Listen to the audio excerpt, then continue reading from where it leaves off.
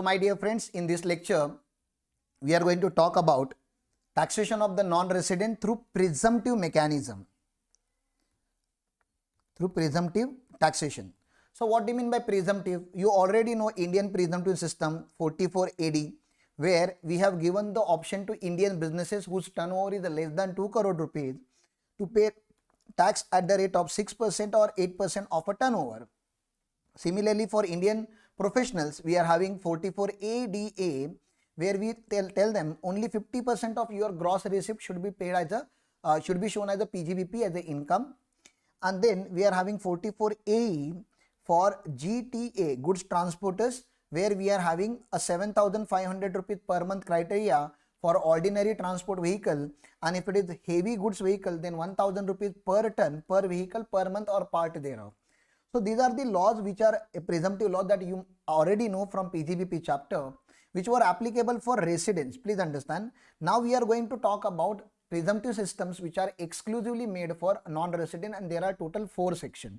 We are going to learn it as a summary because detailed understanding of the section is not that much required. We will discuss the theory and then we will directly jump on practicals to understand it in better manner. So shipping business of a non-resident. You know, my dear friends, if this is India and a shipping company, if their ship has come to India, and if any goods, any cargo or any passengers are loaded from India, then this freight which is accrued in India is taxable in the hands of non-resident because source of income is located in India.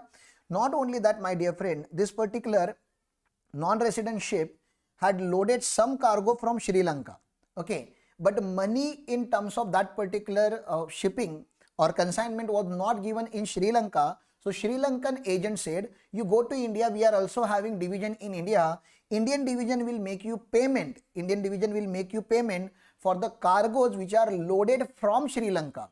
So this non-resident is not only liable to pay tax on income which is accrues in India, but he is also liable to pay tax on income which is received in India. Sir, when will he pay tax? Dear student, he has to pay tax before he could leave the Indian port. Now, when he has come to India for only 4 days, 5 days, 10 days, do you think it is easy for him to apply all the PGBP provisions, compute the allowance, disallowances, depreciation, everything, and pay the tax in India, file the returns in India? Obviously no, because his assessment has to happen in the previous year itself. We have to give him some alternative mechanism, some quick mechanism through which his income can be computed without lot of lengthy procedures. So let's talk about that. Section 44B, it is also from a PGBP, and we are only determining the business income, not any other income, not set off and carry forward. All those deduction and exemptions will be available. PGBP deductions will not be available because this is the lump sum PGBP that we are determining, like we do in your 44 AD. Shipping business, this provision is also only applicable for non-resident. The standard percentage that you have to remember in 44B, so far as shipping business is concerned, is 7.5% of the specified sum. So what do you mean by specified sum? Accrued in India and received in India in a simple language. So specified sum means amount paid or payable on account of carriage of passengers, livestock, mail, goods shipped at or from any port or place in India. So this is income accrued in India, okay. Any amount received or deemed to be received in India on account of carriage of passenger, livestock, mail, goods shipped at any port outside India. So this is income received in India which was accrued outside India. So income received in India, income accrued in India, multiply by 7.5%, that is your PGBP. On that PGBP, you have to compute tax depending upon rates applicable to you. If you are a company, you know the company's rate. If you are an individual, slab rate.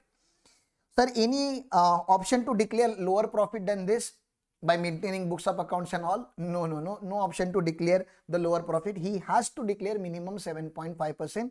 He may not earn 7.5% as the net margin, still has to show 7.5%. If he has earned more than that, we don't mind it, but minimum 7.5 he has to declare. The next section in a similar sequence is section 44BBA, presumptive business income of operation of aircraft in case of non-resident.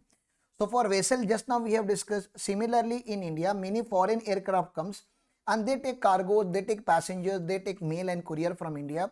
So sir, we wanted to have even presumptive computation for aircraft, but margin in aircraft is little low. Please understand, as compared to margin of vessels, margin in aircraft industry is little low. The logic behind that you should keep in mind.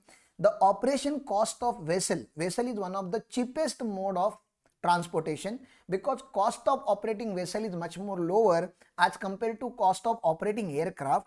Therefore, the margin is lower to 5%. So how I have remembered, vessel means more margin, so 7.5. Aircraft means less margin, 5%. So 5% of the specified sum.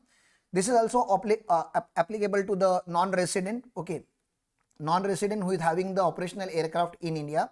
So what do you mean by specified sum? Any amount paid or payable on account of carriage of passenger, livestock, mail or goods shipped at or from any airport in India. Please understand, any airport in India. Okay, and the whole provision is same even if you have taken the passengers and goods from any other airport outside India. Any other airport outside India, isn't it?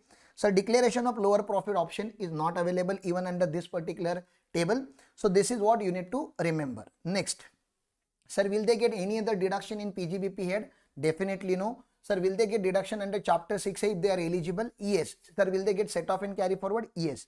What about section 44 triple B, sir?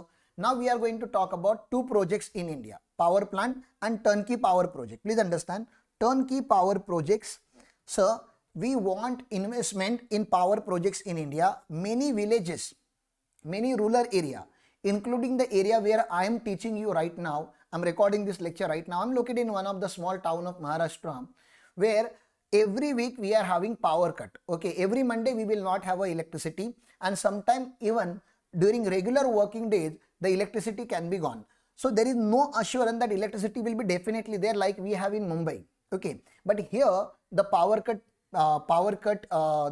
issues are there, meaning thereby we don't have even undisrupted. After so many advancement in technology, we are still not able to generate a required amount of electricity in India. So we have to invest, we have to make investment in turnkey power project. Turnkey means very big, large size power project, a comprehensive power project, very big power project.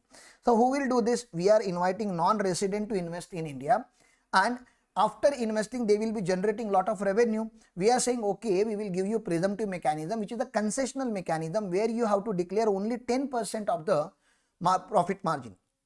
You may earn 30% profit margin, you may earn 40% profit margin. We are giving you lump sum rate of 10%.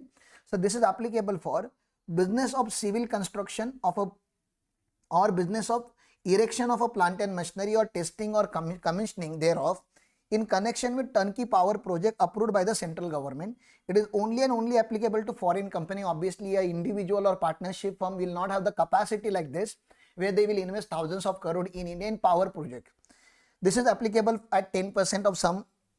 What is specified sum, sir? Amount paid or payable on account of such civil construction, erection, testing and commissioning. So all those things, whatever money you are earning from India for establishing or incorporating this particular whole turnkey power project in India, whole amount is subject to 10% of specified sum. You don't have to show all the calculations, allowances and disallowances. A very simple tax calculation for your PGBP. Yeah. Next one. Sir, lower profit may be claimed under section 44B and BB provided the assessee has maintained the books of accounts under 44AA and get audited under 44AB.